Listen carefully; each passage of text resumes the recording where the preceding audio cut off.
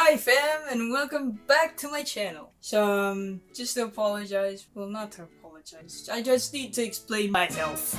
So last week I wasn't able to post a video because, well, so I went out with my friends on Valentine's Day, or before Valentine's Day, and I was planning to post a video about eating at a ramen place somewhere, but I'm not done with it yet. And I'm not sure it's gonna be a good insight for you guys, so I didn't plan on posting it. Anyway, this week it's different. So let me introduce you to a hobby that I've gone into since the start of the pandemic. So it's being a keyboard enthusiast or a keyboard hobbyist. So what is a keyboard hobbyist, you might say? A keyboard hobbyist is like the people who assemble Gundams, if you know them. Those tiny robots from the anime in toy shops. If you also know Zoids, those tiny animalistic robots. So yeah, this landed me into this hobby, the keyboard hobby. It's just modifying or customizing keyboards. That's basically the gist of being a keyboard hobbyist. So why keyboards? Well, one, it looks cool. Ain't it? I think it's pretty cool. Bruh. Two, it's an everyday thing that normally people use nowadays. So when you're studying, when you're working, when you're procrastinating, when you're doing business and stuff like that, normally we use keyboards. Just technology is big right now, okay? Okay, so people need keyboards. Other than that, I like customizing these keyboards, and seeing other people customize these keyboards have been fascinating for me for the past few months. I've been starting to dream about them. I have. And it's really amazing what people do with the keyboard for this hobby.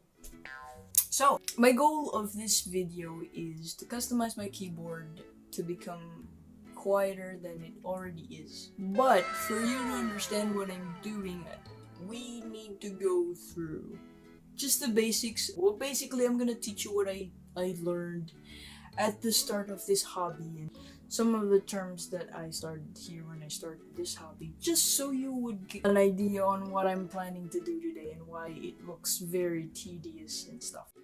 Hey guys, so I've been doing the editing since this morning, and it looks like I need to dissect this video into two parts. First part would be the basics on the keyboard, so you'll be learning all of it on this video, and I'll be posting another video regarding the customization I did to my keyboard.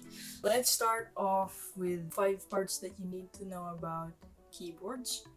So you can customize 1, the layout of the keyboard. You can choose different layouts of your keyboard, so basically it's just the body of your keyboard. 2, you can customize your keycaps. It's what you see on top of your keyboards, the ones that you press, the ones that with the beautiful colors and the letters. 3, your switches, it's right between the circuitry of the keyboard and your switches. So basically these are the mechanical stuff that goes click or clock or thok. It goes down whenever you press something, so it actuates your keyboard to know that you're pressing the key. And then you can choose the lighting, and you can also choose whether it's wired or Bluetooth. So those are the 5 general things that you need to know about keyboards. So let's dissect them. First, the layout of the keyboard. So layout of the keyboard is just how many functionalities do you need on a keyboard.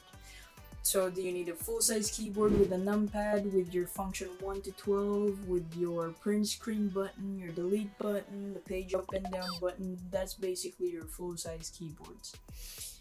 There are full-size mods. They just reduce the size a little bit by reducing some of a key or a row or something like that, or a column. There's also keyboard layouts they call like 65%, 40%. Normally you would hear those terms whenever you're choosing a keyboard layout. So you lose some of the keys along the way, like your arrow keys, your function 1 to 12, depending on the layout that you choose. So when you're choosing a layout, it really depends on how you will use the keyboard and what stuff do you need. Moving on. The second one are keycaps. So those are the ones engraved with letters, colors, and whatever stuff you like to see on top of the keyboard. When you're choosing keycaps, normally there are different types. For keycaps, you would look at 3 main categories of your keycaps. First is the design. 2, the material of your keycaps, they vary as well. And 3, the profile of your keycaps. So I'm not going into the design because you can look at Shopee and look for any keycap design that you like. There are a lot. I would give you some of the links of YouTubers that would discuss this if you want to deep dive into profiles and stuff like that. Alright, so that's done for keycaps. Let's move on for switches. So switches are pretty much one of the key components that we're going to change on this video. So switches, as I said, are the mechanical parts that connect your keycaps to your board, and that's basically what we're pressing. This is an important part of the keyboard, and this is normally a big thing for keyboard enthusiasts because this would vary the sound and feels of your keyboard. Alright, so there are 3 types of switches. First is your clicky switches. Well, clicky switches, when you click them, they have a bump. So every time you press them, there are sounds. And then we have your linear switches, linear switches are pretty quiet, just like the one I have right now. So I'm using linear switches. And then third is the tactile switches. I've never tried them myself, but they say it's the sweet spot between linear switches and blue switches, which is pretty good. And I think they're the ones that achieve the talkie sound. Some of the few brands that I've heard of and experienced using are Cherry MX, that's top of the line. Gatoron switches, Otema switches, I started with those. Durock, which we're going to use today. Durock, jelly switches and stuff like that, those are new. I think they're custom from somewhere else. I'm not really sure where people get these switches, but they're still amazing and amazing to explore. Okay, so those are the brands. You would normally hear people talking about colors of the switches. So blue clicky, brown tactile, and red normally are linear switches. I could be brown, I could be blue, and I don't know if there's violet sky. I don't think there's violet sky. So that's why my switches on my keyboard are red. But in this case, the switches that I bought recently are blue, but they're very silent, so you can't assume that if the switch is blue it's already clicky. So you have to do your research when it comes to switches because not all of them are like that. They differ from brands. Just an additional knowledge on what you need to know about the insides of your keyboard. You also have to consider when you're choosing your keyboard is whether it's hot swappable or not. Hot swappables are boards that you can remove the switches easily, and then the other type are soldered type keyboard. Normally the switches are already permanent, or you can be soldered using electrical knowledge. Well, they are customizable, but you have to desolder every time, and I don't think that's safe for your health and for the keyboard as well, because it's always going to be induced in heat. Another thing you need to note about is the insides of your PCB or your printed board, whether it takes in a 3-pin switch or a 5-pin switch. So some of the switches out there are just 3. Cherry MX I think is just like these Gatoron Reds that I will be showing you. So that's just 3 pins. And the one that I purchased, which is the Durock switches, are 5 pins, which you will see. Keep note of that.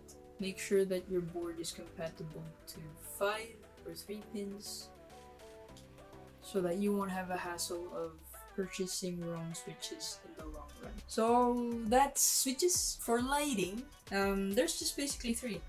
RGB lit, no backlit, and white backlight. They're pretty self-explanatory. I won't go deep dive into that. And wired and Bluetooth. So you can choose keyboards that are Bluetooth enabled, especially when you're using multiple devices. It's advisable to get Bluetooth. Wired if you're concerned with latency, but the way that Bluetooths perform nowadays, not much latency anymore, so you don't have to worry about that. Plus, Bluetooth would aesthetically look good on your desk. Personally, that's what I think. There are also ways they customize wires. They use coiled wires. Those are pretty expensive, but aesthetically good. So those are the 5 things. Again, that's layout, keycap, switch, backlight, and wired or Bluetooth. Alright, so I hope you guys learned a lot. Watch out. Hopefully next week I'll post the part 2 on the custom keyboard that I made with Keycron K2. Or not to burst anybody's bubble, but please keep note that this hobby is not technically that cheap. It's pretty expensive, especially when you're looking for keycaps, baseboards. Actually, the stock keyboards normally range from 2,000 pesos to higher than 15,000 pesos. So, just do this hobby on your budget that doesn't scratch your wallet.